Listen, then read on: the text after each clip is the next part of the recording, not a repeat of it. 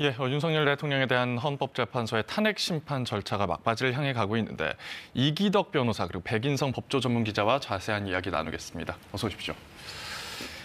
백 기자, 오늘이 9차 변론 기일입니다. 오늘 어떤 내용들 오갑니까? 네, 오늘은 탄핵 심판 청구인과 피청구인, 그러니까 국회와 윤 대통령 측이 각자 최종 쟁점에 대해서 설명한 자리였습니다. 예.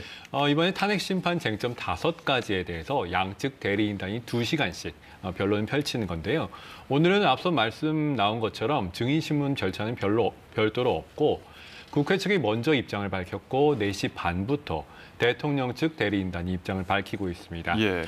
박근혜 전 대통령 사건 때도 이렇게 양당 사자가 마지막 변론을 펼치는 그런 기일이 있었는데 이번 사건에서는 오늘이 그 기일로 보였습니다. 그런데 대통령 측이 중간 정리라고 생각했다. 최종 변론은 다른 날에 하겠다는 입장을 밝혀서 한 기일 더 연장이 될 가능성이 생겼습니다. 물론 이 사건은 윤 대통령에 대한 탄핵 심판이기 때문에요. 양측은 윤 대통령이 헌법과 법률을 위반했는지, 그리고 만약에 위반했다면 그 위반의 정도가 대통령의 파면을 정당화할 정도인지 그 부분에 대해서 서로 의견을 밝히고 있습니다. 예. 그동안 변론이 8차례 진행이 됐습니다. 탄핵 심판의 쟁점 5가지라고 언급을 하셨는데 짚어볼까요? 네, 말씀드린 것처럼 총 쟁점이 5가지로 정리가 됐습니다. 예. 비상계엄 선포와 계엄 포고령 1호 발표, 그리고 군경을 동원한 국회 방해, 영장 없는 선관위 압수수색, 법조인과 정치인 체포 지시 등입니다. 예. 앞서 윤곽이 나왔었는데요. 비상계엄 선포 자체의 위헌성을 두고서는 양측의 의견을 밝혔었습니다. 전시사변 등 계엄 선포 요건이 충족이 됐는지, 그리고 사전 국무회의 등 절차를 제대로 거쳤는지 등이 쟁점이 됐고요. 국회 측에서는 계엄 상황이 아니었을 뿐더러 국무회의가 없었다, 요건이 없다, 못 갖췄다고 주장을 했고, 반면 대통령 측은 당시 예산 삭감과 관료 탄핵으로 비상 상황이 맞고 국무회의도 실제로 열렸다고 주장을 했습니다. 포고령 부분에 대해서는 국회 측은 정치활동 금지 내용이 있었는데 그게 위헌이라고 주장을 하고 네.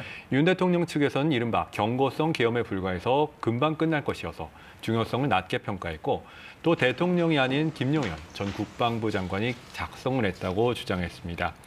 군경의 국회 투입 쟁점은요. 계엄 해제권을 지닌 국회를 방해하기 위한 것이라는 주장, 그리고 질서유지용이라는 그 주장이 맞섰고 선관위의 군대 투입은 윤 대통령이 스스로 자기가 지시했다는 사실을 인정했는데 우리 선관위는 다른 나라와 달리 헌법기관입니다. 네. 이 때문에 독립성 침해라는 국회 측 주장에 대해 대통령은 아무 일 없었다고 주장하고 있고 정치인 등 체포 지시와 관련해서도 대통령 직접 지시 여부를 두고 서로 맞서고 있습니다. 예, 이렇게 쟁점 하나하나에 대해서 양측이 맞섰습니다. 목요일에는 10차 변론 기일이 예정돼 있습니다. 이날은 윤석열 대통령에 대한 형사 재판도 열리는 날이어서 변론 기일 변경 신청을 하기도 했는데 변호사님, 헌법재판소가 기각했네요? 네, 일단 10차 변론 기일이 예정된 마지막 변론 기일이었고 그날 피청구인의 출석 여부가 쟁점이 돼서 아마 피청구인 쪽에서는 최종 변론 기일을 다시 달라고 했는데 아까 마지막 변론 기일의 변론 개시 시간을 3시로 정한 점을 보면 예. 아마 오전에 내란 재판을 받고 오후에 출석을 하고 그리고 예정된 증인 신문을 마치고 증거 조사를 마친 후 그 자리에서 최종 변론을 들으려는 의도가 있지 않은가 싶습니다. 아마 예.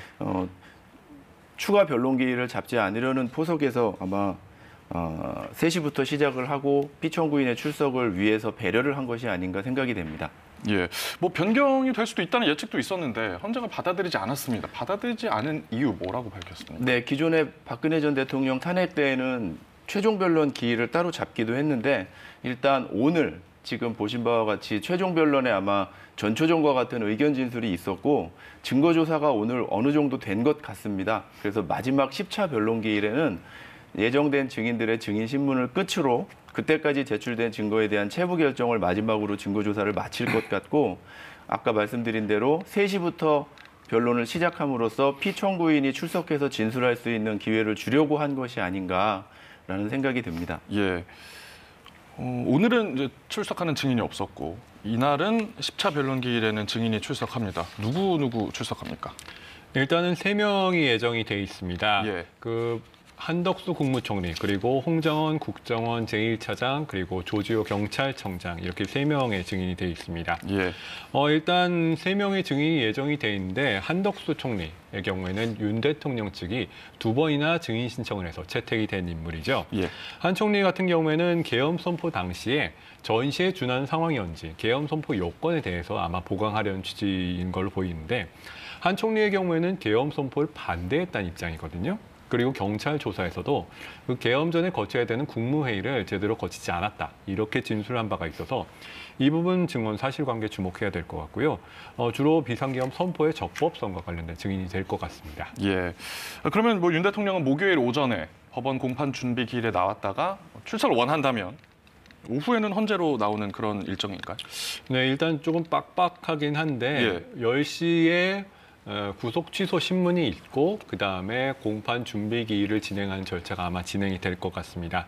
다만 윤 대통령 측 대리인단이 오늘 헌법재판소에서 밝히기를 뭐 앞서 법원에서 형사 재판이 진행된 다음에 물리적으로 좀 늦어질 수도 있겠다 이런 얘기를 한 걸로 봐서는 아마도 출석 의사가 있는 것으로 보이고 또 윤 대통령이 헌법재판소에 직접 모습을 드러낼 가능성이 높아 보입니다. 예.